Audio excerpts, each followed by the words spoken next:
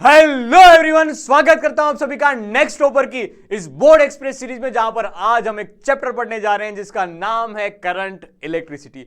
5 से 6 मार्क्स के क्वेश्चन यहां से बनाए जा सकते हैं, न्यूमेरिकल्स भी बनाए जा सकते हैं, थ्योरेटिकल क्वेश्चन भी आ सकते हैं और डेरिवेशन भी आ सकते हैं। अब इस चैप्टर की खास बात यह है कि 2024 में इसमें से एक मार्क्स की एक क्वेश्चन, 3 मार्क्स के 2 क्वेश्चन पूछे गए। 2023 में एक मार्क्स के 4, 2 मार्क्स के 4, 3 मार्क्स के 3, 5 मार्क्स के 1 क्वेश्चन पूछा गया। मतलब इसका मतलब ये नहीं है कि पूरा का पेपर यहीं से निकाला गया है, लेकिन ये जितने भी तुम्हारे नंबर ऑफ सेट्स होते हैं उनमें से एवरेज नंबर निकाले गए क्वेश्चंस के, तो वो डेटा तुम्हारे सामने लिखा हुआ है। अब चैप्टर को ढंग से तुम समझो तो बहुत सी बातें समझा के जाएगा कि जिस करंट की तुम बात करते हो तो इलेक्ट्रिक करंट एक्चुअल में होता क्या है, वो स्केलर वेक्टर होता है, उसमें बहुत सारी बातें, क्या होता है रेजिस्टेंस, क्या होती है करंट डेंसिटी, क्या होती है मोबिलिटी, ये कंडक्टर के लिए करंट कैसे बहता है, आयन के लिए आयन जो इलेक्ट्रोलाइट होते हैं उसमें करंट कैसे बहता है, कोई गैसियस पार्टिकल, गैसियस पूरा का पूरा कंटेनर है उसमें अगर करंट बहने की बात है तो वो कौन से चार्ज पार्टिकल होंगे जो इसको करंट को आगे बढ़ाएंगे, तो बहुत सारी बातें इसमें होगी। उसके बाद इस करंट को रोकने का काम कौन करता है, रेजिस्टेंस। तो वो रेजिस्टेंस और सेल्स यानी कि बैटरी की बात की जाएगी, उसको अगर कॉम्बिनेशन में लाया जाए, सर्किट में ज्वाइन किया जाए,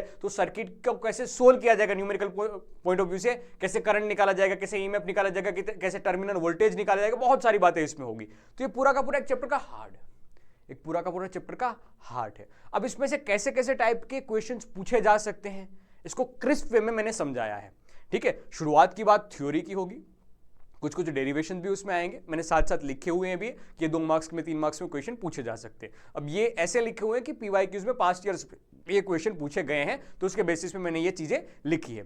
लास्ट में मैं कुछ आईएमपी क्वेश्चंस भी दूंगा, मोस्ट प्रोबेबल वाले क्वेश्चंस भी दूंगा, वो हम साथ साथ सोल्व भी करेंगे। ठीक है, तो ये चैप्टर्स की रहेंगी बातें, पहले थ्योरी, कुछ कुछ डेरिवेशन भी, वहां से फॉर्मूला भी समझेंगे, और वह सिचुएशन को हम सर्किट एनालिसिस में जब लास्ट में क्वेश्चन सोल्व करेंगे तो उसका यूज करेंगे। तो शुरुआत होती है इलेक्ट्रिक करंट से। क्या होता है इलेक्ट्रिक करंट? तो सर बात बताएगी करंट, हालांकि करंट तो फ्लो होता है, तो उसी में नाम ऐड किया गया इलेक्ट्रिक करंट। तो हो सकता है कि सिर्फ इलेक्ट्रॉन का फ्लो, लेकिन ऐसा जरूरी नहीं है सर, इसमें चार्ज पार्टिकल की बात आती है, पॉजिटिव चार्ज की वजह से भी हो सकता है, आयंस की वजह से भी हो सकता है, तो बहुत सारे चार्ज पार्टिकल की वजह से जो फ्लो मिल रहा है उसको हमने इलेक्ट्रिक करंट का नाम दिया है। इसका फॉर्म लिखा जाता है sir delta Q by delta T. Average current की बात की जाए तो, अगर इंस्टेंटेनियस की बात की जाए तो हम लिमिट लिखते थे, limit delta T tends to 0, D Q by D T, it's the form of instantaneous current.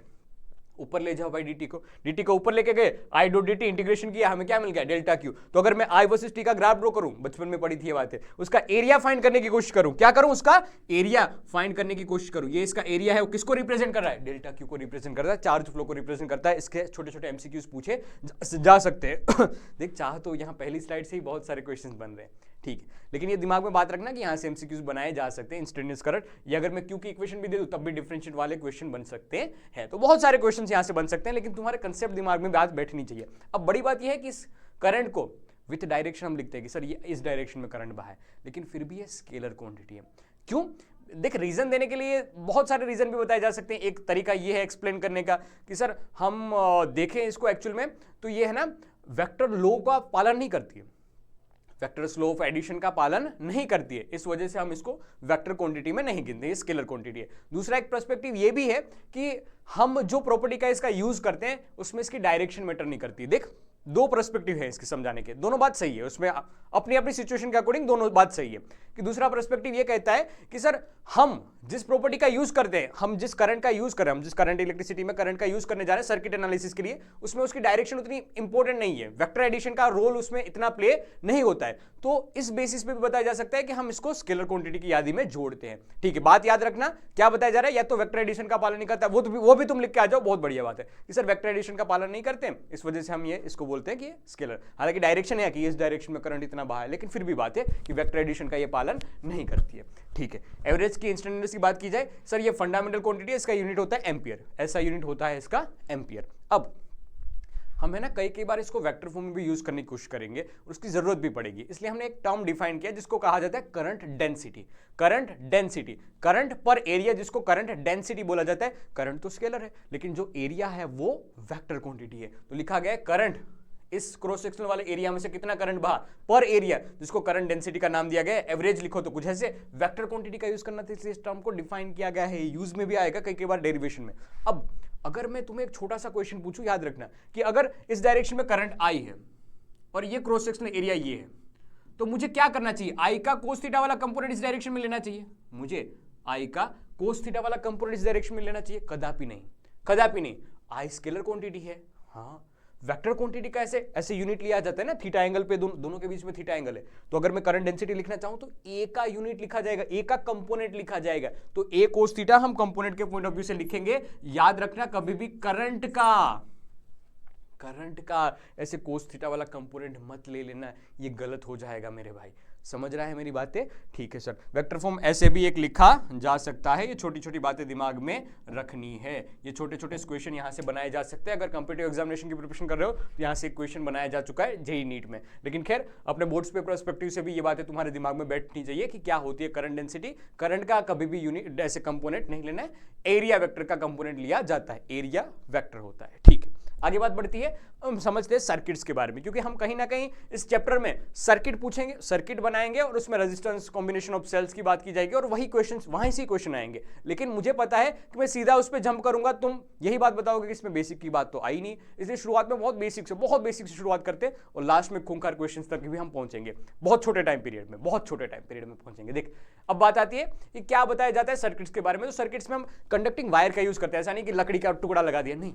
क्यों यूज करते हैं मेटालिक वायर का या कंडक्टिंग वायर का? क्योंकि वहां पर फ्री इलेक्ट्रॉन्स की तादाद बहुत ज्यादा होती है। फ्री इलेक्ट्रॉन्स भी ऐसा नहीं कि नल्ले बैठे हैं भाई, लो क्या काम करवाना है, हम सब तैयार है, ऐसे नहीं सर। ये फ्री इलेक्ट्रॉन्स ऐसे होते हैं कि जो वैलेंस बैंड में होते हैं उसको थोड़ी खासी, ये बात यहीं पे रखी गई है, उसको थोड़ी खासी अच्छी एनर्जी तुम प्रोवाइड कर दो तो सर ये राजी हो जाते हैं उसमें बहने के लिए। तो इलेक्ट्रॉन इसके पास बहुत लूजली बाउंड होते हैं, उसको थोड़ी बहुत एनर्जी दी जाए तो सर ये भागने के लिए तैयार हो जाते हैं। तो वो उस कंडक्टर में 60 एनर्जी का ट्रांसपोर्टेशन करवा रहे हैं, एनर्जी को लेके भाग रहे हैं, सर्किट में घूम रहे हैं, इसलिए कंडक्टर वायर का यूज किया जाता है। अब ये एनर्जी किससे मिलती है? तो बात बताएगी कि सर सेल्स यानी बैटरी की बात की जाएगी। सर ये बैटरी है वो इसको एनर्जी प्रोवाइड करती है कि जा भाई तू भाग, इस एनर्जी को लेके जा, कहीं पे ठाल के आ, कहीं पे ये से निकाल के आ, फिर वापस मेरे पास आ, ऐसी कुछ बात आएगी। तो ये बैटरी है वो इसको एनर्जी देती है। अब एक बात तुम दिमाग में ध्यान में रखना कि करंट कब बहता है, ऐसा क्वेश्चन कोई पूछे तुम्हें कि करंट, इलेक्ट्रिक करंट कब बहता है? जब पोटेंशियल डिफरेंस हो, दो एंड के बीच में पोटेंशियल डिफरेंस हो तब करंट बहेगा, अदरवाइज करंट नहीं बहेगा। यहां पर भी पोटेंशियल 5 वोल्ट, यहां पर भी 5 वोल्ट, इन दोनों के बीच में करंट कभी नहीं बहेगा। ये बातें दिमाग में रखना। तो ये बैटरी क्या प्रोवाइड करती है? एक साइड नेगेटिव, एक साइड पॉजिटिव, मतलब इसने करंट को बहने का रास्ता दे दिया। क्यों? क्योंकि इसने पोटेंशियल डिफरेंस प्रोवाइड कर दिया। अगर पोटेंशियल डिफरेंस प्रोवाइड कर दिया तो करंट बहने का रास्ता साफ हो जाएगा।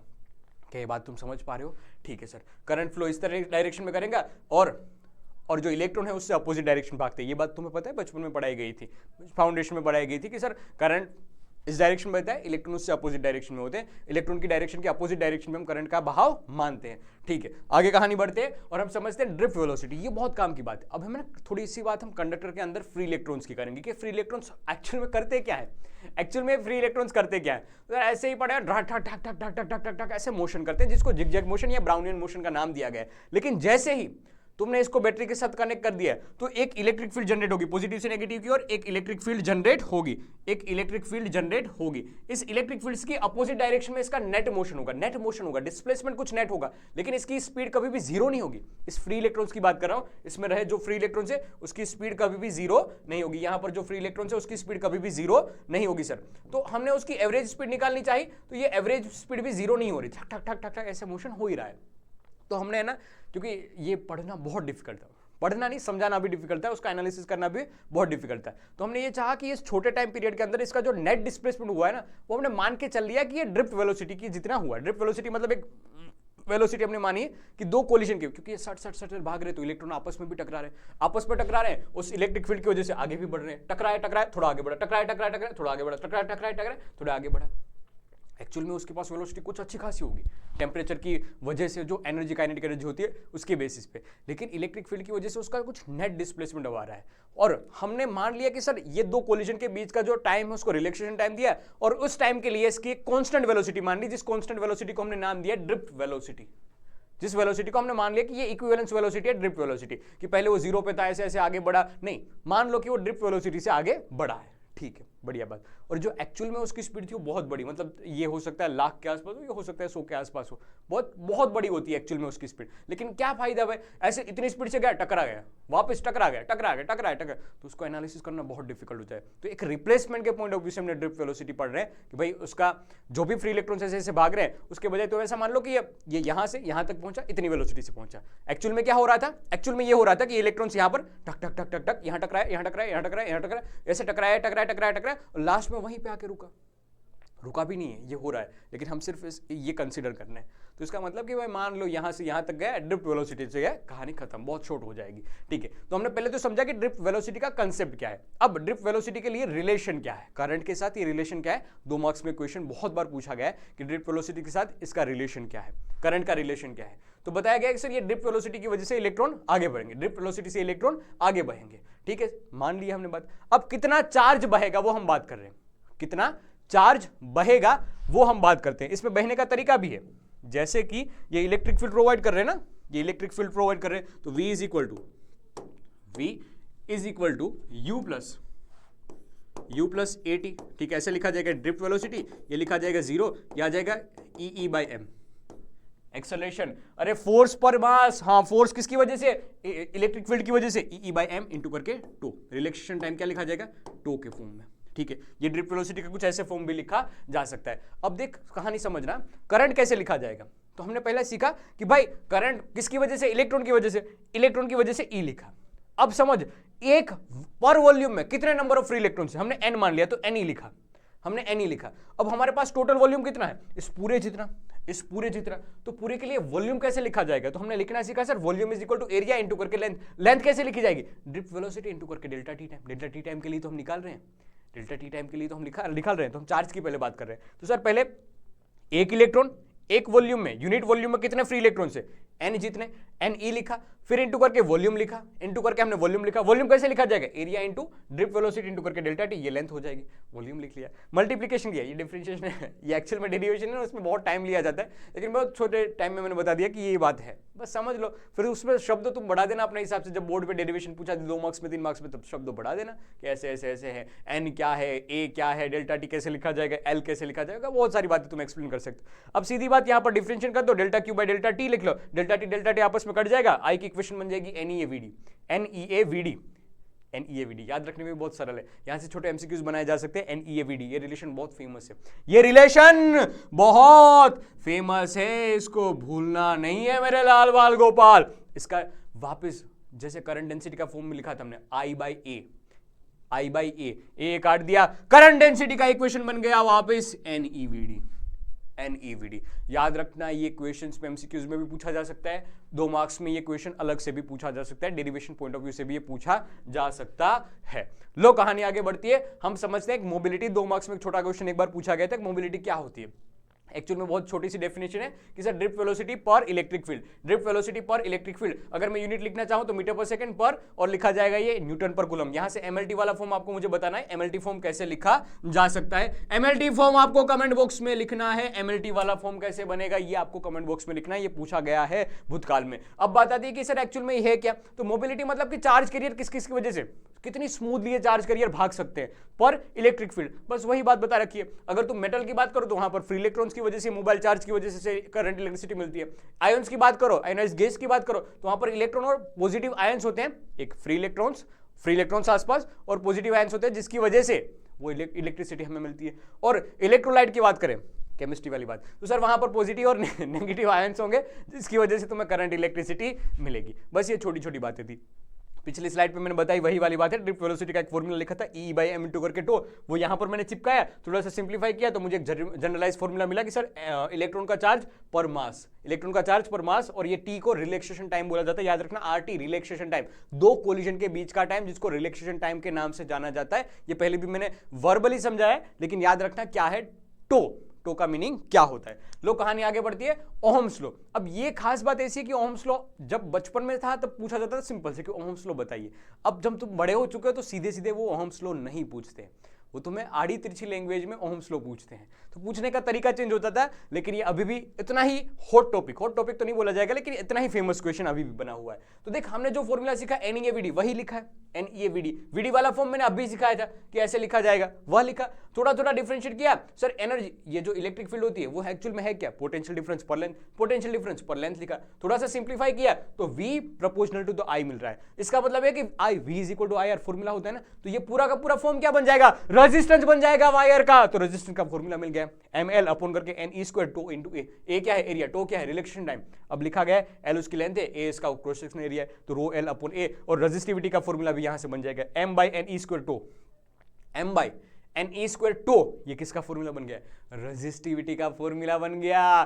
ठीक है सर, कंडक्टिविटी क्या होती है, 1 अपॉन रेजिस्टिविटी, इसका रेसिप्रोकल ही तो होती है। ठीक है। तो ओहम्स लॉ का जो स्टेटमेंट था वो ऐसा लिखा गया था कि potential difference across a conductor is directly proportional to the current through its given that the temperature and other physical condition remains same रहे, तब ही ये वैलिड रहेगा। ऐसा जरूरी है कि दुनिया का हर प्राणी ओहम्स लॉ का पालन करे, ना, हम भी तो नहीं आते हैं उसमें। ठीक है, तो बताया जाएगा कि ऐसा जरूरी नहीं है, तो ओहम्स लॉ की कुछ वैलिडेशन भी आएगी, जैसे कि सेमीकंडक्टर की बात की जाए या दूसरे तीसरे डायोड मटेरियल की बात की जाए, तो वहां पर sir V is equal to IR वाला लॉ पालन नहीं होता है।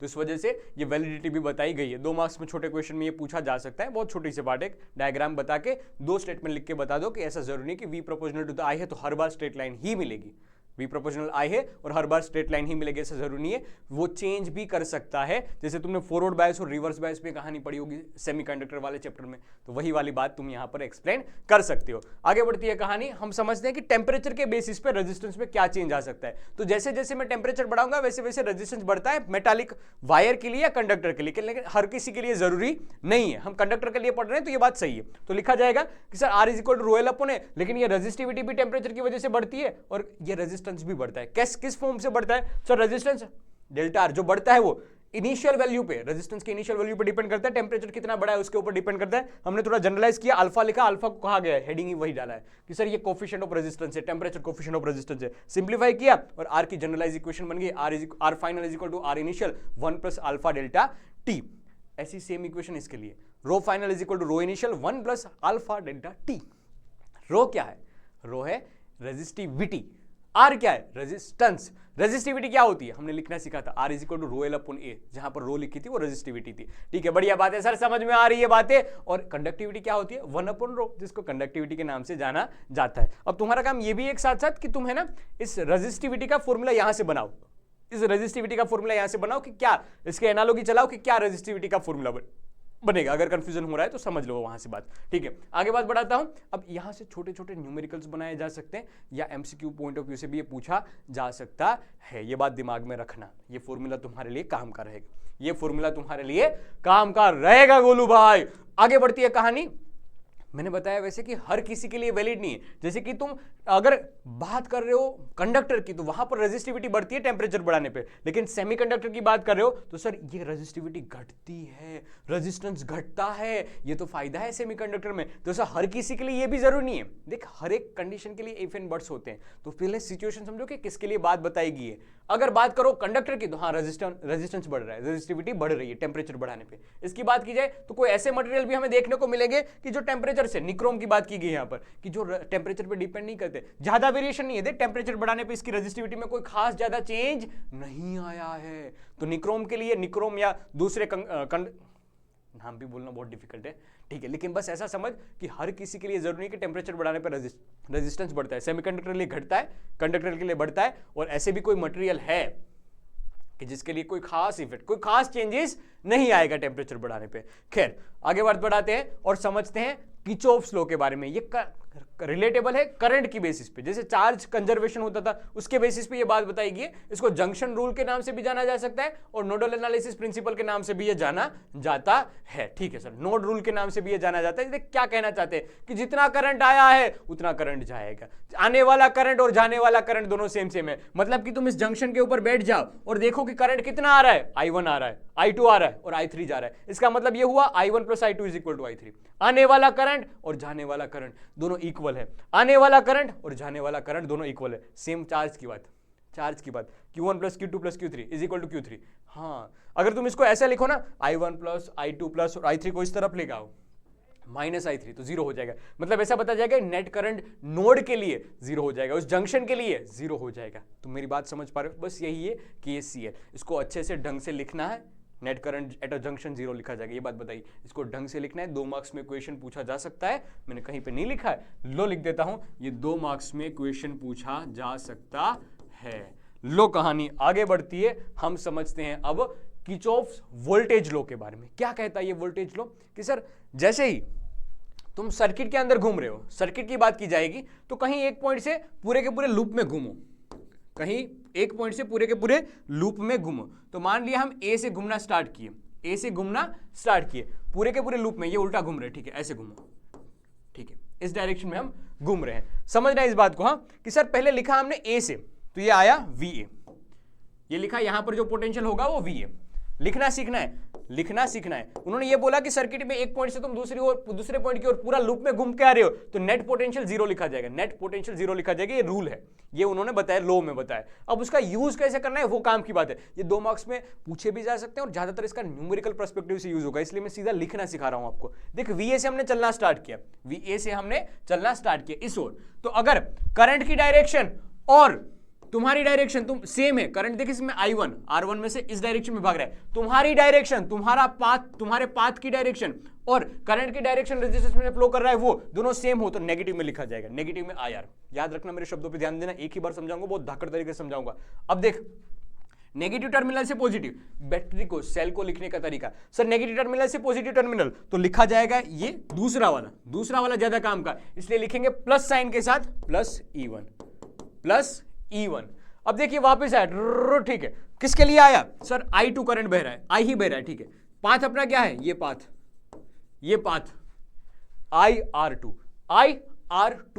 IR2 नेगेटिव लिखा जाएगा, पॉजिटिव लिखा जाएगा। पाथ की डायरेक्शन, करंट की डायरेक्शन दोनों सेम, अगर सेम है तो नेगेटिव साइन के साथ लिखा जाएगा, तो नेगेटिव साइन के साथ लिखा जाएगा। अब वापस आए बैटरी की ओर, पहला पॉजिटिव दूसरा नेगेटिव, साइन किसके लिए जाएगी? दूसरे के लिए जाएगी, दूसरे की मतलब नेगेटिव साइन के साथ इसको लिखा जाएगा नेगेटिव में E2। तीसरी बार देख, I3 आया, करंट I लेके आया, सर हमारी डायरेक्शन और पाथ की डायरेक्शन दोनों सेम है क्या? हाँ, हमारी डायरेक्शन और पाथ की डायरेक्शन दोनों सेम है, इसलिए नेगेटिव साइन के साथ लिखा जाएगा तीसरा। और इज इक्वल टू करके वापस कहां पर पहुंचेंगे? VA पे पहुंच गए, तो ये आपस में ही कट लेंगे, देख इक्वेशन कुछ ऐसी बन गई, यही तो कहता है। याद रखना, हमारी डायरेक्शन और करंट की डायरेक्शन उस रेजिस्टेंस में बहने वाली दोनों सेम है, तो नेगेटिव, अपोजिट डायरेक्शन में तो पॉजिटिव। ये साइन कन्वेंशन का रूल है। क्या जरूरी है हर बार हम एंटी क्लॉकवाइज घूमें? ना। क्या जरूरी है क्लॉकवाइज घूमना? ना। मैं तो बोलता हूं ये भी जरूरी नहीं है कि तुम इसको नेगेटिव ही मानना, ये साइन कन्वेंशन कहती है कि इस हिसाब से चलो ज्यादा सही रहेगा, तुम सोल्व कर सकते हो। क्या जरूरी है ये पॉजिटिव दूसरा? नहीं, लेकिन मैं तुम्हें जरूरी बना रहा हूं कि ये तुम अप्लाई करो तुम्हारे टर्म्स में। ज्यादातर कन्वेंशन मेथड यही होती है कि तुम इस मेथड से आगे बढ़ो। पहला पॉजिटिव है, मतलब ऐसा नहीं कि पहला पॉजिटिव दूसरा नहीं, पहला नहीं, दूसरे वाले की साइन लिखी जाएगी, इज इक्वल टू करके तुम जीरो लिख लेना, यहां से चलना स्टार्ट किया, I1 R1 नेगेटिव में, दूसरा वाला पॉजिटिव, ठीक है, तो प्लस करके E1, यहां पर आ गया है IR2 नेगेटिव साइन के साथ, दोनों की डायरेक्शन सेम है, उल्टा चले, इस डायरेक्शन में चले वापस पॉजिटिव और दूसरा नेगेटिव साइन के साथ हमने E2 लिखा, फिर यहां पर खत्म कर दी कहानी, ये IR3 लिख के खत्म कर दी कहानी नेगेटिव के साथ, इज इक्वल टू करके हमने जीरो लिख लिया। ये KVL based on energy conservation होता है, ये भी याद रखना है, एनर्जी कंजर्वेशन के बेसिस पे ये बनाया गया लॉ है। याद रखना, इसके मूल में कौन छुपा हुआ है? एनर्जी कंजर्वेशन छुपा हुआ है। ये पोटेंशियल डिफरेंस लिखने का तरीका है। अब इसका यूज किया जाएगा सर्किट्स में, लेकिन उससे पहले समझ लो कि अगर सर्किट में रेजिस्टेंस का कॉम्बिनेशन आ गया तो कैसे सोल्व किया जाएगा। सीरीज में है, ये कहीं ना कहीं फाउंडेशन में पड़ी हुई बातें, तो इसलिए मैं सीधा सीधा लिख रहा हूं, सीरीज में तो सम किया जाएगा, और अगर पैरेलल में तो 1/1 वाला खेल होगा, 1/R1 plus 1/R2 plus 1/R3 वाला खेल होगा। बात इसमें याद रखना, सीरीज में क्या सेम होता है? करंट सेम होता है, और अगर पैरेलल की बात की जाए तो हर किसी में पोटेंशियल डिफरेंस सेम होता है। ये पोटेंशियल डिफरेंस सेम होता है, याद रखना मेरी बात, सीरीज में और पैरेलल में दोनों में डिफरेंस क्या है। और कहानी आगे बढ़ती है, हम समझते हैं व्हीटस्टोन ब्रिज सर्किट क्या होती है। व्हीटस्टोन ब्रिज कुछ ऐसा दिखाई देगा तुम्हें। अब हर बार ऐसा दिखाई देगा ये भी जरूरी नहीं है, इसके भी डिफरेंट टाइप के फॉर्म्स होते हैं, लेकिन मान लो ये व्हीटस्टोन ब्रिज, इसकी खास बात क्या होगी कि अगर बैलेंस व्हीटस्टोन ब्रिज हुआ, क्या? अगर बैलेंस व्हीटस्टोन ब्रिज हुआ तो ये और ये, मतलब कि मिडल वाला है वो वो फेक कनेक्शन है, वो ऐसे रिमूव कर दिया जाएगा, वो ऐसे रिमूव कर दिया जाएगा। मिडल वाला सर फेक कनेक्शन है इसलिए रिमूव कर दिया जाएगा, ये रिमूव कर दिया जाएगा। अगर व्हीटस्टोन ब्रिज वो बैलेंस कंडीशन में है तो जरूरी है हर बार हो? नहीं, लेकिन हो भी सकता है हो। अगर हो तो बहुत बढ़िया बात है, तो बहुत सिंपल क्वेश्चन बन जाएगा। नहीं हो तो तुम्हें पूरी कैलकुलेशन करनी पड़ेगी basis on the basis of KVL. तो देख कब ये व्हीटस्टोन ब्रिज है वो बैलेंस कंडीशन में होगा वो हम मान के चलते हैं। अब पहले जैसे मैंने बताया वो उल्टा मान के चलते हैं। जैसे कि मैंने बताया था आपको कि सर अगर व्हीटस्टोन ब्रिज है वो बैलेंस कंडीशन में हुआ तो करंट नहीं बहेगा इस सर्किट में से, इस पूरे इस R5 में से। इसका मतलब इसको हटाया जाएगा। अगर इसको हटाना है इसका मतलब ये हुआ ना सर कि यहां पर जो पोटेंशियल डिफरेंस होगा वो सेम होगा, तभी तो ये करंट नहीं बह रहा होगा इसमें से। अगर बैलेंस व्हीटस्टोन ब्रिज वाली सर्किट हुई तो करंट तभी तो 0 होगा इसमें। हाँ मैंने बोला हाँ आपने अच्छा पॉइंट पकड़ा है कि दोनों का पोटेंशियल डिफरेंस सेम होना चाहिए तभी ये बात हो सकती है। बात तो बढ़िया है, सही भी है, ठीक है। ये हम मान के चलते हैं, कि लो व्हीटस्टोन ब्रिज है ना वो बैलेंस कंडीशन में है, वो बैलेंस कंडीशन में है। तो हमने मान लिया कि सर बैलेंस कंडीशन में है तो वहां से करंट नहीं बहेगा और दोनों के लिए पोटेंशियल डिफरेंस 0 होगा, इसलिए पोटेंशियल x। यहां पर पोटेंशियल हमने मान लिया v, यहां पर पोटेंशियल मान लिया हमने 0 बैटरी के बेसिस पे। ये पॉजिटिव v और ये दूसरा वाला 0। ये मानने का तरीका है, इसमें कोई बड़ी बात नहीं है। तुम इसको बड़ा और इसको छोटा मान सकते हो, लेकिन v और 0 मानो, थोड़ा आसान कैलकुलेशन बन जाती है इस वजह से। देख अब है ना हम दो बात लिख रहे हैं यहाँ पर कि सर एक हमने लिखा पहले वाले के लिए, इस पहले वाले के लिए v - 0 is equal to I1R1, v minus x 0 नहीं x है ना, v minus x is equal to I1R1। बढ़िया बात, ठीक है। क्या सेम बात मैं इसके लिए भी लिख सकता हूं, v minus x is equal to I2R2। ये बात भी सही है, ये बात भी सही है, इसमें भी कोई आपत्ति नहीं है। दूसरे वाले के लिए देख यहां से x माइनस 0 I1R1 वही वाला करंट इसमें कहा है ना, हाँ I1, क्योंकि नीचे वाले में तो सर्किट में आया ही नहीं है, नीचे वाले सर्किट में तो करंट डिवाइड हुआ ही नहीं है। दूसरे इससे नीचे वाले में I2R2 x2 I2 x minus 0, ये potential difference x minus 0 I2R2। ये भी बात बढ़िया है, ये भी बात बढ़िया है। थोड़ा सा दोनों का रेशियो लो, R1 ये R1 divide by R3 is equal to R2 divide by R4। इसका मतलब ये है सर कि कंडीशन ये है कि R1 बाय R3 और R2 बाय R4 ये दोनों इक्वल हुए। इसका मतलब कि व्हीटस्टोन ब्रिज बैलेंस कंडीशन में क्या है, ये रिप्रेजेंट करता है कि बैलेंस व्हीटस्टोन ब्रिज है। अगर बैलेंस व्हीटस्टोन ब्रिज हुआ तो बिना सोचे समझे ये बीच वाले को हटा दो, लेकिन डायग्राम याद रखना, जो बैटरी है वो यहां से कनेक्शन में है और ये दोनों दूसरे टर्मिनल से ये रेजिस्टेंस कनेक्टेड है। अगर सेम ऐसा कर दो तो गलत हो जाएगा। बैटरी और इन दोनों की डायरेक्शन, इन दोनों के लिए जो कनेक्शन वो वाइस वर्सा उल्टा किया जा सकता है, लेकिन दोनों सेम पॉइंट पे नहीं होंगे। ये दिमाग में बात रखनी है। देख ले एक बार अच्छे से, इसको सोच ले, समझ ले, यहां से अच्छे क्वेश्चंस बनेंगे, अच्छे न्यूमेरिकल्स बनेंगे। इसको भूलना नहीं है मेरे लाल बाल गोपाल, भूलना नहीं है। अब देख इससे क्वेश्चन कैसे पूछे जाते हैं। बैलेंस व्हीटस्टोन ब्रिज आया तो क्वेश्चन आसान बन जाएगा। देख दो तरीके से इसके क्वेश्चन बनाए जा सकते हैं। एक तो पूरा का पूरा डेरिवेशन पूछा जा सकता है, दूसरा क्वेश्चन कि इसके बेस पे न्यूमेरिकल पूछे जा सकते हैं, तीसरा बैलेंस व्हीटस्टोन ब्रिज की कंडीशन ही ना दे, तुम्हें केवीएल केसीएल का यूज करना पड़ सकता है। ऐसा क्वेश्चन मैं दूंगा, तुम्हें बताऊंगा भी, सही सोल्व भी करेंगे अपन साथ साथ बहुत छोटे टाइम पीरियड में। लेकिन पहले समझ कि कैसे कैसे टाइप के क्वेश्चन पूछे जा सकते हैं। तो एक बार क्वेश्चन पूछा गया था 2013 में ऐसा कि दो ऐसे तुम्हें दिखाई तो दे रहा है पहले व्हीटस्टोन ब्रिज है, अब बैलेंस वाले व्हीटस्टोन ब्रिज होंगे तो ये बीच वाले में से करंट नहीं बहेगा। और उन्होंने यही बात कहीं ना कहीं मेंशन की है कि दो ऐसे व्हीटस्टोन ब्रिज है। अब पहले वाले में यहां पर भी गैल्वेनोमीटर कोई डिफ्लेक्शन नहीं हो रहा है, मतलब कि बैलेंस व्हीटस्टोन ब्रिज की कंडीशन हो गई। ये भी बैलेंस व्हीटस्टोन ब्रिज की कंडीशन हो गई है, ये भी बैलेंस व्हीटस्टोन ब्रिज की कहीं ना कहीं कंडीशन हो गई है। तो उन्होंने ये बताया कि भाई इसके लिए बताओ कि R2 और R1 का रेशियो क्या होगा। तो कहीं ना कहीं तुम्हें R1 और R2 फाइंड करने के लिए बोला। पहला पॉइंट तो सिचुएशन समझो, दूसरा point Wheatstone bridge balance condition में। हाँ उन्होंने ये इनडायरेक्टली बताया कि सर ये बैलेंस व्हीटस्टोन ब्रिज की कंडीशन है, डू नॉट शो डिफ्लेक्शन, मतलब कि उस ब्रांच में से करंट नहीं बह रहा है। तो तुम्हें रेशियो लेना पड़ेगा, बैलेंस व्हीटस्टोन ब्रिज की कंडीशन का यूज करना पड़ेगा। जैसे कि यहां पर तुम कंडीशन अप्लाई करोगे 4/6, ठीक है। गैल्वेनोमीटर कहां पर है, यही वाली बात 4/6 और ये लिखा जाएगा R1/9 वैसा वर्सा कर दो। उन्होंने क्या लिखा है सर, सोल्व करने के टाइम मैंने क्या लिख लिया सर, ऐसे कर दिया। बात दोनों की सेम रहेगी। R1 नीचे आए तो 4/R1 और ये 6/9 सिंप्लीफाई किया, तुम्हें रिजल्ट क्या मिला कि सर R1 की वैल्यू 6 ओम होगी। सेम बात यहां दूसरे वाले में की गई, ये पहले वाला पार्ट, ये दूसरे वाला पार्ट। दूसरे वाले डायग्राम में भी सेम बात कही गई। दूसरे वाले में क्या किया, देख ये गैल्वेनोमीटर में से कोई बहाव, कोई करंट नहीं बहेगा, तो 6 सेम किया। सर ये 12/8 लिखा 12/8 लिखा और ये 6/R2 लिखा। R2 की वैल्यू फाइंड की, बैलेंस व्हीटस्टोन ब्रिज की कंडीशन सेटिस्फाई हो रही है, इस वजह से कंडीशन अप्लाई की है। अब R1 और R2 की वैल्यू निकाल दी, दोनों का रेशियो ले लिया। बस यही क्वेश्चन पूछे जा सकते हैं।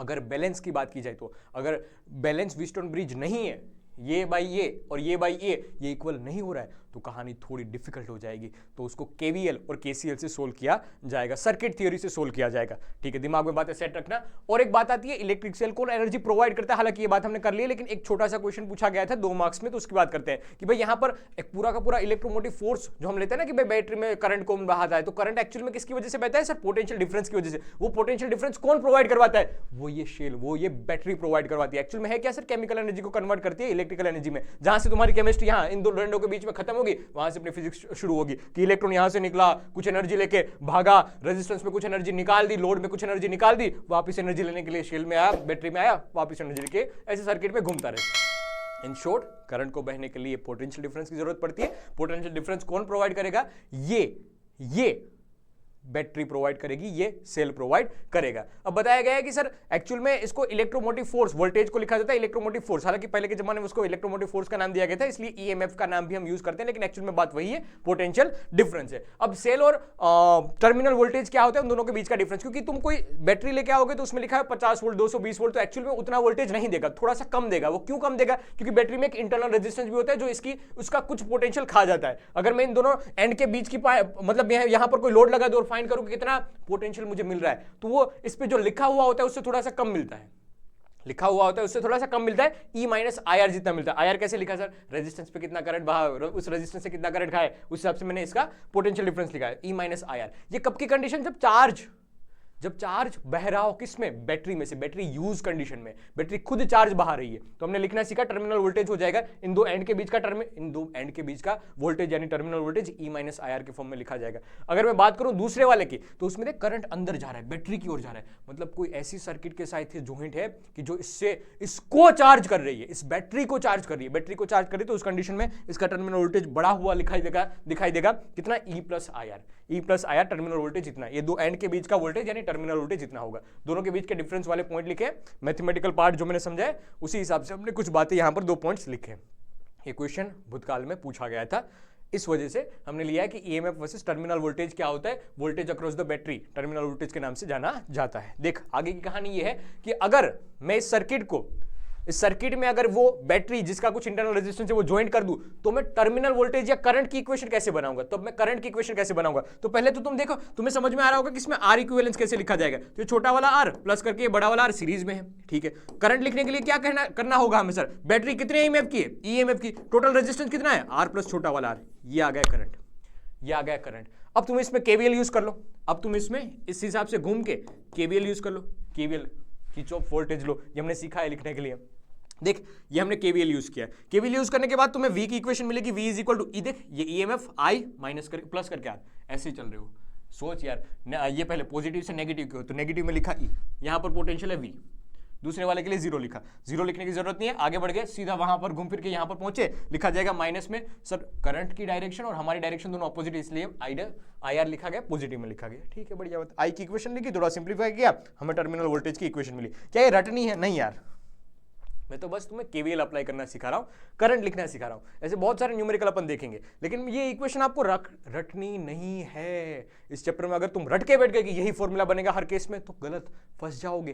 केवीएल केसीएल की कंडीशन तुम्हें समझनी है, कैसे अप्लाई किया जाएगा, बस वो कोई भी फॉर्मूला तुम्हें यहां पर याद रखना नहीं है। इस चैप्टर की खास बात भी और इस चैप्टर की कमजोरी भी है कि कोई फॉर्मूले से तुम्हारे क्वेश्चन नहीं बनेंगे, प्योर कंसेप्ट होंगे, प्योर कंसेप्ट यहां पर अप्लाई किए जाएंगे। कहानी आगे बढ़ती है, एक क्वेश्चन ऐसा पूछा गया, अपनी एनसीईआरटी का क्वेश्चन है, पूछा क्या गया है, कैसे एक 10 वोल्ट की बैटरी दे रखी है, इसका कुछ इंटरनल रेजिस्टेंस दे रखा है, उसमें एक्सटर्नल रेजिस्टेंस ये ज्वाइन किया गया है, और हमें पूछा है कि इस ए बी के अराउंड टर्मिनल वोल्टेज कितना मिलेगा। तो अब भी जो कहानी हमने पढ़ी वही वाली बात कि पहले तो करंट लिखना सीखो, करंट लिखना सीखो। करंट कैसे लिखा जाएगा तो उन्होंने डायरेक्टली बता दिया है, ये एक अच्छी बात है, करंट उन्होंने डायरेक्टली बता दिया 0.5 एम्पियर जितना है। तो हमने क्या किया सर, बैटरी में से करंट निकल रहा है ना, हाँ, तो E माइनस IR, बैटरी का वोल्टेज कितना देखा 10, I 0.5 दे रखा है, इंटरनल रेजिस्टेंस R दे रखा है, बस छोटा सा सिंप्लीफाई कर लिया कि इस रेजिस्टेंस के अक्रॉस कितना वोल्टेज पोटेंशियल डिफरेंस होगा 8.5 वोल्ट।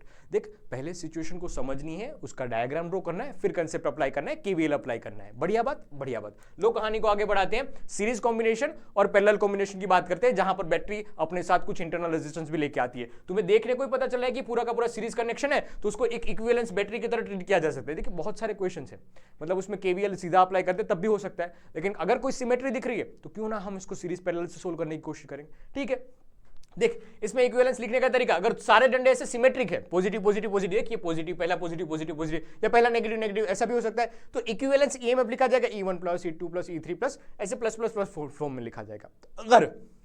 अगर कोई एक डंडा अपोजिट में है, सारी सिमेट्रिक दिख रही है लेकिन कोई एक अपोजिट में, तो उसको नेगेटिव साइन के साथ लिखा जाएगा। याद रखना ईएमएफ के पार्ट में। रेजिस्टेंस के अगर ये सारे रेजिस्टेंस R1 R2 R3 ऐसे रेजिस्टेंस है, उसको हम ऐड करना चाहेंगे तो सीरीज में R1 plus R2 plus R3 plus ऐसे सीरीज में ऐड कर दिया जाएगा, बस बात खत्म। तो इसको इक्विवेलेंट सर्किट की तरह ऐसे ट्रीट किया जा सकता है, जहां पर करंट लिखने का तरीका हमने समझा था। यही करंट लिखना सिखाया था ना, E अपॉन करके R इक्विवेलेंस प्लस करके बड़ा वाला R। अरे बढ़िया बात, तो यही बात है तो हमने सीखी है। ये सीरीज कॉम्बिनेशन की बात थी। अगर पैरेलल की बात करूं तो देखिए पूरा का पूरा E1 R1, लेकिन सिमेट्रिक है, देख नेगेटिव नेगेटिव नेगेटिव, ये उसका सिमेट्रिक है, आइडेंटिकल कंडीशन में दे रखा है। अगर अपोजिट पोलैरिटी में होता तो नेगेटिव साइन के साथ लिखा जाता। लिखने का तरीका ये होगा कि ये पैरेलल में है, उसका इक्विवेलेंस ईएमएफ प्लस करके हमने एक रेजिस्टेंस इक्विवेलेंस लिख लिया। अब रेजिस्टेंस देखिए सारे के सारे पैरेलल में, तो वो तो हमें निकालना आता है 1/R1 plus 1/R2 plus 1/R3, ऐसे 1 वाला खेल होगा पैरेलल में। लेकिन अगर सेल का लिखने की बात की जाए, बैटरी का ईएमएफ लिखने की बात है, तब फॉर्म क्या बनेगा, तो उस फॉर्म की चर्चा यहां पर की है। याद रखना यहां से क्वेश्चन बन सकते हैं कि sir E1/R1 plus E2/R2 plus E3/R3, टक टक टक टक टक करके कहानी चलेगी। ये 1/R1 plus 1/R2 plus 1/R3 वगैरह वगैरह वगैरह करके कहानी चलेगी। क्या ये बात समझ पा रहे हो? तो ये इक्विवेलेंस ईएमएफ लिखा जाएगा, इक्विवेलेंस ईएमएफ लिखा जाएगा। लो कहानी को आगे बढ़ाते हो, और सीरीज और पैरेलल दोनों का कॉम्बिनेशन आ गया, मिक्स्ड ईएमएफ आ गए कि सर n बार सीरीज में है और m बार ऐसे पैरेलल में है। तब बताओ इक्विवेलेंस रेजिस्टेंस कैसे लिखा जाएगा, इक्विवेलेंस ईएमएफ कैसे लिखा जाएगा। मैक्सिमम करंट की इक्वेशन, इसमें से मैक्सिमम करंट कब निकाला जा सकता है, आर में से मैक्सिमम करंट कब बहेगा, उसकी कंडीशन। बहुत फेमस क्वेश्चन है, जेईई नीट पे पूछा जा सकता है और अपनी बोर्ड्स में भी पूछा जा सकता है। देखना बात कि सर ये n टाइम्स है तो रेजिस्टेंस कितना हो जाएगा, nr हो जाएगा, क्योंकि हमने कहीं ना कहीं पढ़ा है कि सर सीरीज में है तो n टाइम्स हो जाएगा रेजिस्टेंस। लेकिन अगर पैरेलल में है, या ऐसे m टाइम्स पैरेलल है, ऐसे m टाइम्स पैरेलल में, तो r इक्विवेलेंस इसमें लिखा जाएगा, छोटा वाला r इक्विवेलेंस हो जाएगा, क्योंकि पैरेलल में घटता है घटता है घटता है, कम होता है रेजिस्टेंस कम होता है, और m बार है तो m बार कम हो जाएगा, m बार कम हो जाएगा। ये r इक्विवेलेंस की इक्वेशन आ गई।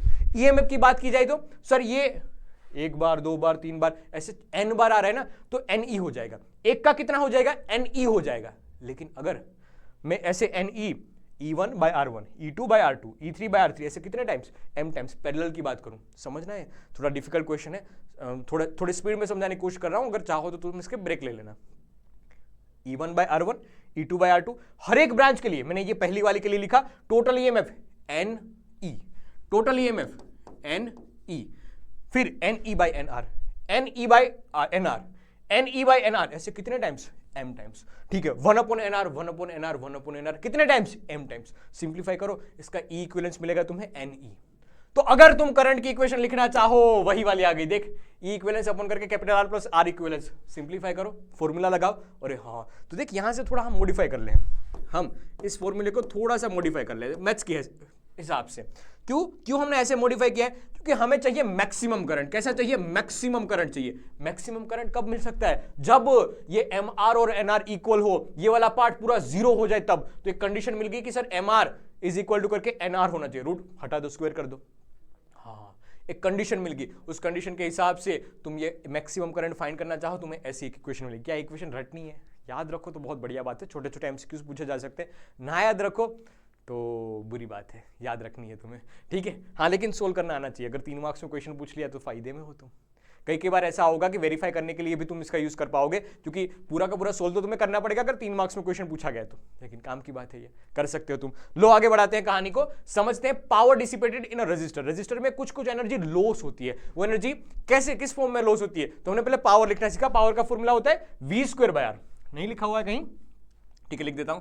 पावर इसमें लिखा जाएगा v²/r, इस हिसाब से लिखा जाएगा I²R, क्योंकि यहां पर v = IR फॉर्मूला लगा दो ओम्स लॉ का, तो फॉर्मूला कुछ ऐसा बन जाता है v²/r otherwise I²R। I square are. अब यहां पर जो एनर्जी होती है वो कहीं ना कहीं हीट फॉर्म में होती है, और तुम्हें पता है कि सर ये एनर्जी पर टाइम होता है, टाइम को ऊपर लेके आओ तो power into time, power into time लिखा जाएगा हीट एनर्जी लॉस, आई स्क्वायर आर टी, आई स्क्वायर आर टी, ये हीट एनर्जी लॉस का फॉर्म बन गया है। ऐसे क्वेश्चन पूछे गए थे देख कि सर करंट बह रहा है 0.8 ampere, flows in a conductor, कितना कंडक्टर दे रखा है 40 ओम का, फॉर अ 1 मिनट, टाइम भी दे रखा, हीट प्रोड्यूसिंग कंडक्टर। अरे सीधा क्वेश्चन पूछा 2023 में, अभी पूछा था 2 साल पहले, 2025 चला 24 25 हाँ 2 साल ही तो हुए। तो आई स्क्वायर आर टी सीधा क्वेश्चन। तो ऐसे छोटे छोटे फॉर्म है जिससे भी क्वेश्चन बनाए जा सकते हैं, लेकिन कंडीशन समझनी जरूरी होती है, फॉर्मूला भी उस टाइम पे याद आना चाहिए। आई स्क्वायर आर टी थोड़ा थोड़ा सिंप्लीफाई करना था, रिजल्ट तुम्हें मिला था 5 1 5 3 6 1 5 3 6, यही वाला हो जाएगा ना बी वाला ऑप्शन। अरे हाँ ठीक है, बी वाला बच्चू भाई वाला आंसर हो जाएगा एकदम सही, बच्चू भाई बबीता जी ठीक है। अब देख कुछ ऐसे क्वेश्चन है कि जो भारी भरकम इस चैप्टर के लिए, रे ऑप्टिक्स और करंट इलेक्ट्रिसिटी, दो ऐसे चैप्टर हैं कि जो मतलब अच्छे क्वेश्चंस लेके और भयानक क्वेश्चन लेके, भयानक तो नहीं बोला जाएगा, तुम अगर इसमें प्रैक्टिस करोगे तो सिंप्लीफाई कर सकते हो, लेकिन तुम्हारी प्रैक्टिस ज्यादा मायने करती है इस चैप्टर में, क्योंकि कैलकुलेशन वाला पार्ट इस चैप्टर में तो अच्छा खासा रहता है। अब देख ये अपने एग्जाम्पल के क्वेश्चन है, तुमने देखा क्वेश्चन होगा, बहुत फेमस क्वेश्चन है कि सर एक बैटरी 10 वोल्ट की जोड़ रखी है, एक पूरा का पूरा क्यूब है, उस क्यूब की हर एक ब्रांच में रेजिस्टेंस हमें दे रखा है आर जितना, रेजिस्टेंस हमें कुछ आर जितना दे रखा है, मेरे ख्याल से आर की वैल्यू 1 दे रखी है, हाँ 1 दे रखी है। तो बताओ हर एक ब्रांच में से कितना करंट बहा होगा, या इस सर्किट का, इस पूरे के पूरे क्यूब का इक्विवेलेंस रेजिस्टेंस कैसे लिखा जाएगा, वैसे वैसे क्वेश्चन पूछे गए। तो पहले तो समझो, क्योंकि मेजर टाइम कंफ्यूजन यही आता है कि भाई तुम किस हिसाब से बता सकते हो कि इसमें करंट का डिस्ट्रीब्यूशन ऐसे ही करना है, करंट का डिस्ट्रीब्यूशन ऐसे ही क्यों करना है। करंट का डिस्ट्रीब्यूशन अगर तुम्हें समझ में आया तो ऐसे सर्किट वाले क्वेश्चन को आधे हिस्सों में तुमने काट दिया। क्या समझ में आना चाहिए, करंट डिस्ट्रीब्यूशन कैसे किया जाएगा। तो हमने माना सबसे पहले कि सर इसमें से जो करंट बहा है वो 3I बहा है। अब पहला क्वेश्चन यही आया, क्यों 3I बहा है, 3I करंट तुमने क्यों बहाया है भाई, कोई रीजन है क्या तुम्हारे पास, कोई लॉजिकल बात है। फिजिक्स में ज्यादातर यही बात आएगी, भाई क्यों मान ले हम, लॉजिकल रीजन है आपके पास तो हमें बताए, तो हम मानने के लिए तैयार है, अदरवाइज नहीं, एक्सेप्टेड नहीं है। तो बात समझो कि जब यहां से मैं करंट बहा रहा हूं, ये 3I जितना बहा रहा हूं, तो वो 3 हिस्सों में बढ़ रहा है, ठीक है, 3 हिस्सों में बढ़ रहा है, ये 1 ये 2 ये 1 3, ठीक है। आपने बोला हाँ भरी इस बात पे क्या दिक्कत है, तो सर ऐसा भी तो कर सकते थे कि ये आप लिखना चाहते हो कि 3I बहा है तो यहां से I, यहां से I, यहां से I, किस बेसिस पे आप बता रहे हो कि हर किसी में करंट I होगा, एक में I1, दूसरे में I2 और तीसरे में I minus I2 I minus करके I1, ऐसा भी तो लिखा जा सकता है। हर में जरूरी थोड़ी है कि इतना ही बहा होगा। आपने सिमेट्रिक कैसे बताया, क्वेश्चन फर्स्ट यही क्वेश्चन उठ गया, पहले तो 3I क्यों लिया और ये ऐसे इक्वली डिस्ट्रीब्यूट क्यों किया, ये क्वेश्चन आया। तो एक अच्छा सा डायग्राम लेके आया हूं, पहले समझ कि जो करंट I बह रहा था ना वो किस किस ब्रांच में जाएगा, सर वो ये पीछे वाली ब्रांच में जाएगा, जो ऐसे ऊपर जा रहा था वो ऐसे पीछे वाली ब्रांच में जाएगा, जो ऐसे साइड से बह रहा था I वो ऐसे स्टार ब्रांच में जाएगा। अब तुम थोड़ा सा समझो तो ये सब सिमेट्रिक है, ये सब सारे के सारे सिमेट्रिक है, ये देख 4 रेजिस्टेंस और सारे के सारे सिमेट्रिक है, इसलिए हमने करंट है वो 3I पहले से समझ के रखा, और हर किसी में सिमेट्रिक जाएगा ये भी हमें पता था, इस वजह से हमने सब में I करंट लिया है, हर ब्रांच में I करंट लिया है। 3I भी इसी वजह से लिया है क्योंकि उसको इक्वली डिस्ट्रीब्यूट किया जा सके, यहां से I/2 गया, यहां से I/2 गया, वापस I/2 C डेज पे मिल गया, यहां से I/2 यहां से I/2 वापस C डेज पे I/2 मिल गया, I मिल गया, यहां पर I/2 वापस C डेज पे I मिल गया, ऐसे I वापस पे मिल जाएंगे, और यहां पर इस वाली सर्किट में वापस 3I करंट बह जाए, यहां पर वापस 3I वाला करंट आ जाएगा। इस वजह से हमने सब में क्या लिया है, इस वजह से हमने सब में पहले 3I पहले 3I लिया और फिर हर किसी ब्रांच में I करंट लिया। क्या ये करंट डिस्ट्रीब्यूशन तुम्हें समझ में आया? अरे रे अब तो गलती हो गई ना, ये सब मिटाना पड़ेगा। लो मैंने मिटा दिया, लो ये मैंने मिटा दिया। अब हो जाए, ये सही हो जाए भाई, करने के लिए तो मैंने कर दिया। अरे आजा, ठीक है, नाच मत भाई, ठीक है।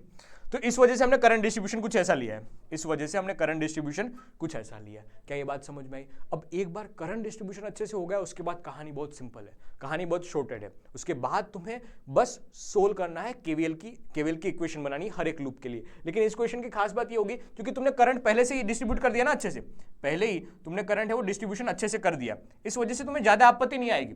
इस वजह से तुम्हें ज्यादा आपत्ति नहीं है कि तुम्हें सिर्फ और सिर्फ एक ही सर्किट पसंद करनी है, तुम्हें सिर्फ और सिर्फ एक ही लूप पसंद करना है। कौन सा वाला लूप पसंद करोगे तुम? सर जिसमें से बैटरी बहे, बैटरी मिलेगी, जिस वाले लूप में से बैटरी मिलेगी तुम्हें, तो तुम्हें कौन सा वाला लूप पसंद करना चाहिए? देखना तुम्हें कौन सा वाला लूप पसंद करना चाहिए।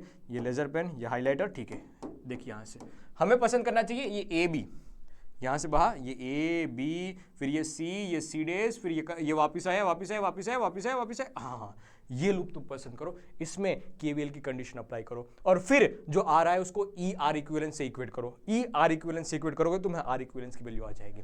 तुम्हें आर इक्विवेलेंस मैंने बहुत अच्छे से शिद्दत से लिखा है, थोड़े आराम से भी पेशेंस से भी देखना है इसको। अगर सॉल्यूशन खुद से ना कर पाओ तब इसमें बहुत सी बातें ऐसी है कि जो तुम्हें मतलब ब्रैकेट बना के मैंने लिख दिया कि ये क्यों लिया, ये क्यों लिया, तो ऐसी सारी बातें समझ में आएगी, पक्की बात है। ना भी आए फिर भी कमेंट बॉक्स में बिंदास लिख देना, इसको कवर किया जाएगा, पेशेंस के साथ इसको कवर किया जाएगा। लेकिन ये ऐसे क्वेश्चन है कि जो सीधे नहीं बनेंगे, बहुत टाइम लेंगे, लेकिन पहले उसको थोड़ा सा समझ लो कि हाँ इस वजह से करंट डिस्ट्रीब्यूशन क्या है। और ऐसे क्वेश्चन बहुत ज्यादा नहीं है, हाँ हो 5 क्वेश्चन है, लेकिन वो 5 क्वेश्चन तुम्हारा पूरा घंटा भी ले सकते हैं, ये भी हो सकता है अगर तुमने पहले भी इसकी प्रैक्टिस नहीं की है तो।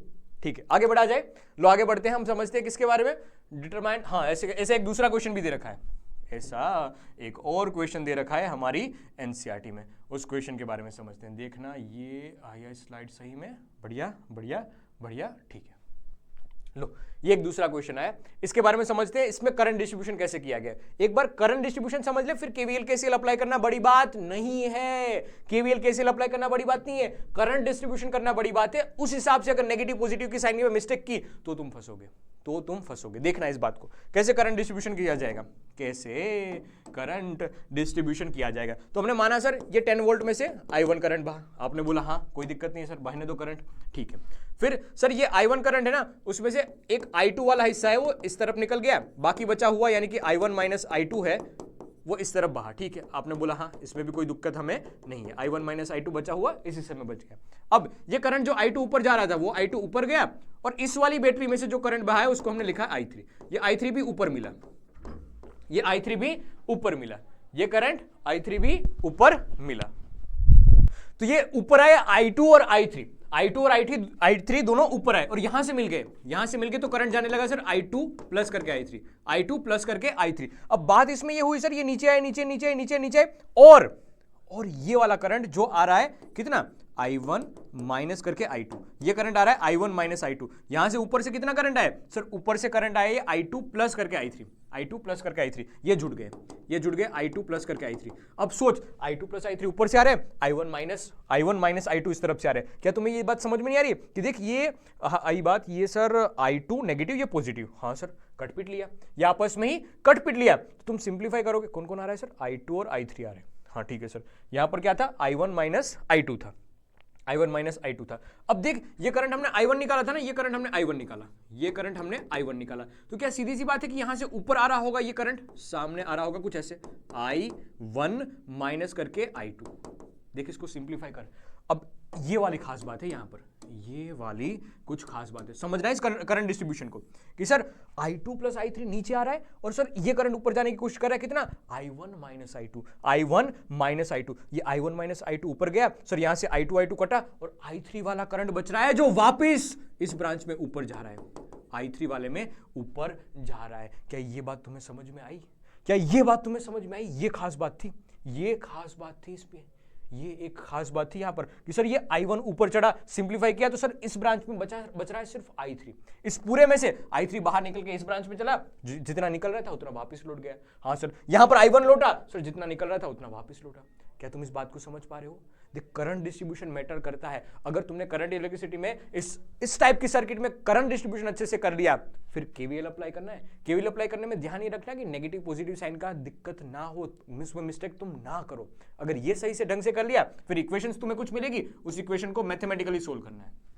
उस इक्वेशन को किसी 2 की इक्वेशन से 3 को मतलब तीसरे वाले में ऐड कर दिया, ज्वाइंट कर दिया, वहां से काटापीटी करके तुम्हें इक्वेशंस में सोल्व करना है और सर वैल्यूज निकालनी है और तुम्हें I1 I2 I3 की वैल्यू निकालनी है। अब देखिए हर के लिए वैलिड है, ये तो बहुत बड़ी सर्किट थी उसके लिए भी वैलिड है, छोटी छोटी सर्किट्स के लिए भी ये वैलिड रहेगा। इक्वेशंस बनाओ, करंट डिस्ट्रीब्यूशन करो, इक्वेशंस बनाओ, इक्वेशन को सोल्व करो, लास्ट में तुम्हें रिजल्ट मिलेगा। ये मैं जो लेके आया हूं ना I1 I2 और I3 की वैल्यू लेके आया हूं, तुम्हें क्वेश्चन में ये पूछा गया था कि हर ब्रांच में, हर रजिस्टर में कितना करंट बहेगा, तो उसके हिसाब से तुम्हें सिंप्लीफाई भी करना है। लेकिन पहले ये याद रखना, अगर सर हमने गलती से करंट डिस्ट्रीब्यूशन ये ना करके कुछ दूसरे टाइप से किया तो क्या ये बात सही है? हाँ, और भी सिंपल तरीके हो सकते हैं इसको सोल्व करने का, लेकिन एनसीईआरटी में जो दे रखा था उस हिसाब से मैंने करवाने की कोशिश की कि एनसीईआरटी में इस हिसाब से दे रखा है, एग्जांपल का क्वेश्चन है। लेकिन क्या अदर मेथड्स भी होती हैं? हाँ, करंट डिस्ट्रीब्यूशन और थोड़े थोड़े सिंपल मेथड से भी किया जा सकता है। लेकिन ऐसा मत कभी भी समझना कि मैंने तो ये लिया था और उसमें उल्टा दे रखा है तो गलत हो जाएगा। नहीं, पूरा आंसर चेक करना, कभी कभी दोनों में सेम होगा, पूरा आंसर तुम वेरीफाई करना, दोनों के लिए सेम रहेगा। तो करंट डिस्ट्रीब्यूशन ऐसा नहीं कि एक बार कर दिया उस हिसाब से, नहीं,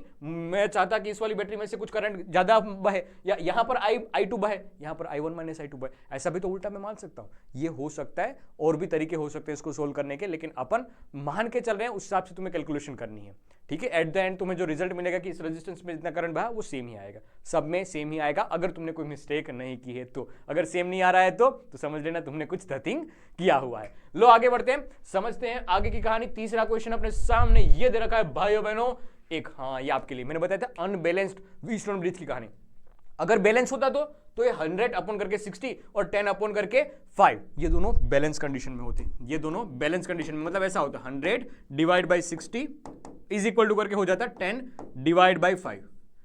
अरे मतलब भाइयों बहनों, ये भाई ये इक्वल होता, लेकिन ये इक्वल है क्या? नहीं, मतलब कि बैलेंस व्हीटस्टोन ब्रिज वाली कहानी नहीं है। तो सोल्व कैसे किया जाएगा? करंट डिस्ट्रीब्यूशन में केवीएल केसीएल का यूज करके सोल्व किया जाएगा। अब मैं चाहता हूं ये कि आप इसको होमवर्क में लिखो और कमेंट बॉक्स में इसका आंसर बताओ कि इसका आंसर क्या रहा है। ये एक अच्छा क्वेश्चन है, एक अच्छा क्वेश्चन है, इसको पूछे जाने की संभावनाएं भी बनती है। ठीक है, देख और आगे बढ़ते हैं। एक रेजिस्टेंस वाला क्वेश्चन बताया गया था कि टेंपरेचर पे इफेक्ट दे रखी है, कुछ टेंपरेचर में चेंज दे रखा है, तो हमें पूछा गया था कि इसमें रेजिस्टेंस में चेंज इतना आ रहा है, तो बताओ फाइनल टेंपरेचर कितना होगा। तो बस वही वाली कुछ बातें हैं, कुछ कंडीशंस दे रखी है, सिचुएशन दे रखी है। ये क्वेश्चन ऐसे कि जो तुम्हें खुद से सोल्व करने हैं, लेकिन मैं बस ऊपर से ओवरव्यू दे रहा हूं कि हमने जो पढ़ी हुई बातें हैं उसी के बेसिस पे क्वेश्चन तुम्हें पूछे गए हैं भूतकाल में। ठीक है, तो कहानी ऐसी है इसमें कि सर I1 मतलब पूरी इक्वेशन के देखा जाए तो I1 R1 R2 की वैल्यू दे रखी है, टेंपरेचर एक बार का दे रखा है और फाइनल टेंपरेचर तुम्हें फाइंड करना है, फाइनल टेंपरेचर तुम्हें फाइंड करना था। ठीक है सर, तो उस हिसाब से सिंप्लीफाई किया है, वही वाली equation R2 is equal to या R final is equal to R initial 1 plus alpha delta T के हिसाब से सोल्व करना था। कहानी आगे बढ़ती है, हमें पूछा गया था एक बार 2022 में एक एमसीक्यू के फॉर्म में कि पोटेंशियल डिफरेंस दे रखा था, रेजिस्टेंस दे रखा था, करंट कितना बहेगा, उस करंट के हिसाब से हमें नंबर ऑफ इलेक्ट्रॉन्स निकालने थे। तो करंट तुमने निकाल दिया। अब देख थोड़ी थोड़ी करंट, पहला इलेक्ट्रिक चार्ज वाला क्वेश्चन बन गया, I is equal to Q by T. हमें वो फॉर्मूले याद करने पड़े, याद क्या करने पड़ेगा, वो सिचुएशन समझना पड़ेगा तुम्हें। सिचुएशन समझी, उसके हिसाब से एन ई बाई टी लिखा, सिंप्लीफाई किया, एन की वैल्यू निकाल दी। ये क्वेश्चंस तुम्हें प्रैक्टिस करने हैं, ये तुम्हें होमवर्क में दिए जा रहे हैं, और ऐसे क्वेश्चंस नहीं है कि सीधे ही रख दिए, इसको एनालिसिस करके ये इतने प्रैक्टिस तुमने कर लिए क्वेश्चन, तो करंट इलेक्ट्रिसिटी में कोई भी तुम्हारे मार्क्स चुरा नहीं सकता है। तो कम से कम ये 17-15 जो भी क्वेश्चन है वो आपको लगाने। कंडक्टिविटी ये हमने पढ़ी है, इसलिए अलग से क्वेश्चन लाया हूं क्योंकि भूतकाल में पूछा भी गया था, और मैंने थियोरी में ये बात वर्बली बताई थी, कंडक्टिविटी क्या होती है 1 अपॉन रेजिस्टिविटी। तो वही बात उन्होंने बताई कि रेसिप्रोकल क्या होता है रेजिस्टिविटी का। इसका फॉर्मूला होता था रो एल अपॉन ए, रो का फॉर्मूला हाँ वहां पर लिखा था, मैंने आपको बताया था कि बताओ रो का फॉर्मूला लिख के बताओ, इसके एनालॉजी चला के, ओहम्स लॉ पढ़ रहे थे तब की बात है। तो अब कंडक्टिविटी का फॉर्मूला लिख के बताओ। कंडक्टिविटी का एमएलटी वाला फॉर्म भी पूछा जा सकता है, याद रखना ये एमसीक्यूज में पूछे जा सकते हैं, मैं बता रहा हूं वर्बली बता रहा हूं, लेकिन ये आईएमपी क्वेश्चन है तुम्हारे लिए। ठीक है, 6 नंबर 7 नंबर पे यही वाला क्वेश्चन है। दूसरा पार्ट उन्होंने बताया कि सर एक ओहम्स वेक्टर लॉ भी, इसको ओहम्स का वेक्टर लॉ भी पूछा जाता है कि बताओ करंट डेंसिटी और इलेक्ट्रिक फील्ड या कंडक्टिविटी के बीच में रिलेशन क्या है। तो ये जहां से हमने डेरिवेशन खत्म किया था वहीं से वापस कहानी शुरू हुई है। I is equal to J by A, simplify थोड़ा बहुत किया, ये एन ई स्क्वायर अपॉन करके m और इंटू करके टो, ये किसके इक्वल लिखा जाता है वो भी याद कर। सिंप्लीफाई किया वीडी की इक्वेशन और सिंप्लीफाई किया, लास्ट में तुम्हें ये रिजल्ट मिल रहा है, जो रिजल्ट भी तुम्हें याद होना चाहिए, और इसको कहा जाता है ओहम्स वेक्टर लॉ। ऐसे भी ये पूछा जा सकता है, दिमाग में बात सेट रखना, ऐसे छोटे छोटे क्वेश्चन और बड़े बड़े क्वेश्चन भी पूछे जा सकते हैं। सर्किट दे रखी है, वोल्टेज दे रखा है, 2 बैटरी दे रखी है, 200 वोल्ट की और 10 वोल्ट की। तो हमने माना मोस्टली देख बहाने के लिए तो दोनों में करंट बहाया जा सकता है, लेकिन मैंने माना कि बड़ी वाली बैटरी में से करंट बह रहा होगा। बड़ी वाली बैटरी में से करंट बहा कितना, आई जितना करंट बहा, घूम फिर के वापस आए, केवीएल का यूज किया और आई की इक्वेशन बना ली। तो बस वही कहानी है, केवीएल केसीएल का यूज करना ढंग से तुम्हें आना चाहिए। अगर छोटी सर्किट हुई तो बहुत आसान होगा, बड़ी सर्किट होगी तो ये पेशेंस मांगेगा, क्योंकि बीच बीच में ऐसे स्टेप आएंगे कि मैं कर रहा हूँ, सही तो कर रहा हूँ ना, कोई गलती तो नहीं होगी ना इसमें। देख होगी गलतियां, अगर बड़े क्वेश्चंस कर रहा है तो गलतियां हो सकती है। तो बड़ी सर्किट अगर तुम्हारे सामने है और तुम केवीएल केसीएल से इसको सोल्व कर रहे हो तो तुम्हारे सामने थोड़ा बहुत वो पेशेंस मांगेगा कि क्या सही है। देखिए इसमें एक लूप दो लूप बनाने की जरूरत पड़ेगी। केवीएल केसीएल दो सर्किट तुम्हें दिख रही है, 2 बार हमने केवीएल का अप्लाई किया, 2 इक्वेशन हमें मिली, 2 इक्वेशन मिली, उसमें कितने वेरिएबल है, मेरे ख्याल से 2 वेरिएबल होंगे, ठीक है, 2 वेरिएबल, उसके हिसाब से 2 इक्वेशन को सोल्व किया, आई की इक्वेशन निकाली। एक बार तुम्हें करंट मिल गया, फिर वही वाली कहानी, क्या पूछा है, एक बार तुमने करंट निकाल दिया, फिर क्या पूछा उसके हिसाब से देख लो। उन्होंने ये पूछा था कि 20 ओम में से कितना रेजिस्टेंस बहेगा, कितना करंट जाएगा, 40 ओम में से कितना करंट बहेगा, वो निकाल दिया। बहुत सिंपल सी बात है। लो कहानी को और आगे बढ़ाते हैं। 3 शेल दे रखे हैं, ठीक है सर, ये शेल कैसे है, सीरीज में क्या पैरेलल में, सीरीज में दिखाई दे रहे, एक उल्टा भी दिखाई दे रहा है, देख ये बीच वाला है वो उल्टा भी दिखाई दे रहा है। तो ई इक्विवेलेंस लिखना सीखा, कॉम्बिनेशन ऑफ सेल से क्वेश्चन पूछा गया है, कॉम्बिनेशन ऑफ सेल से क्वेश्चन पूछा गया है। आर इक्विवेलेंस निकाला, करंट की इक्वेशन लगाई, हमने करंट निकाला, और आई वर्सेस आर का ग्राफ भी ड्रॉ किया। तो ऐसे क्वेश्चन जो प्रोबेबिलिटी ज्यादा है एग्जामिनेशन में पूछे जाने की, वैसे क्वेश्चंस में लेके आया हूं, एक बार तुम्हारे सामने भी दिखा देता हूं कि ये छोटे छोटे क्वेश्चन है, वो आपको सोल्व करने हैं घर पे जाके। इसमें कहीं भी आपको दिक्कतें लगे आप कमेंट बॉक्स में लिख सकते हो, लेकिन इसको इग्नोर मत करना। ऐसा मत समझो कि 1 घंटे या 1.5 घंटे, तुम इसको 4 घंटे 5 घंटे 7 घंटे भी पढ़ लो, तब भी ये चैप्टर कभी खत्म नहीं होता है। जो चैप्टर खत्म होता है यहाँ पर वीडियोस में, वो हमारी ओर से खत्म होता है। कोई भी सेशन किसी भी जगह से तुम देख लो, तुम जब तक क्वेश्चंस नहीं सोल्व करोगे खुद से, तब तक वो चैप्टर खत्म नहीं होता है आपके लिए। तो अपने लिए क्वेश्चंस सोल्व करना जरूरी होगा। ये जो भी 13-15 क्वेश्चन, 13 नहीं है 17 क्वेश्चन दे रखे हैं, 17 मोस्ट प्रोबेबल क्वेश्चन दे रखे हैं, उसमें से कुछ क्वेश्चन मैंने आपको बीच में करवा दिए, तो टोटल मेरे ख्याल से 15 हो जाएंगे, 16 हो जाएंगे, 17 हो जाएंगे, ठीक है, एग्जैक्ट नंबर है, 17 क्वेश्चन मैंने आपको दे रखे हैं। ये क्वेश्चन कहीं ना कहीं पूछे गए और कहीं ना कहीं एनसीईआरटी के क्वेश्चन है, तो बहुत आईएमपी वाले क्वेश्चन है। इसको क्वेश्चन को सोल्व कर लेना, जहां कहीं भी दिक्कत लगे सोल्यूशन देखो, फिर भी दिक्कत लगे आप कमेंट बॉक्स में बेझिझक लिख दीजिए कि यहाँ पर सर आपत्ति आ रही है, उसके ऊपर ध्यान दिया जाएगा श्योरिटी के साथ। आने वाले समय पे उसके ऊपर भी वीडियो बनाई जाएगी। जो कोई भी परेशानी हो कमेंट बॉक्स आपके लिए खुला है, लिखते जाना, ठीक है। इसी के साथ करंट इलेक्ट्रिसिटी चैप्टर का भी करते हैं स्वाहा, लेकिन ये लिखना जरूर इस चैप्टर में कि कहां कहां आपको आपत्ति आ रही है। मैं समझ रहा हूं ये बात कि करंट इलेक्ट्रिसिटी अपने आप में एक बहुत बड़ा चैप्टर है, मैंने इसको क्रिस्प वे में समझाने की कोशिश की है, बहुत छोटे टाइम में समझाने की कोशिश की है, लेकिन मैं आपके पॉइंट ऑफ व्यू जानना चाहता हूं कि आपको ये सेशन कैसा लगा है, कौन सा वाला टॉपिक है जो ज्यादा आपको डिफिकल्ट लग रहा है, उसके बेसिस पे कहीं ना कहीं ध्यान दिया जाएगा, उसके बेसिस पे कोई ना कोई आने वाले समय में कुछ आउटपुट दिया जाएगा, ठीक है। इसी के साथ सेशन का और इस चैप्टर का भी करते हैं स्वाहा।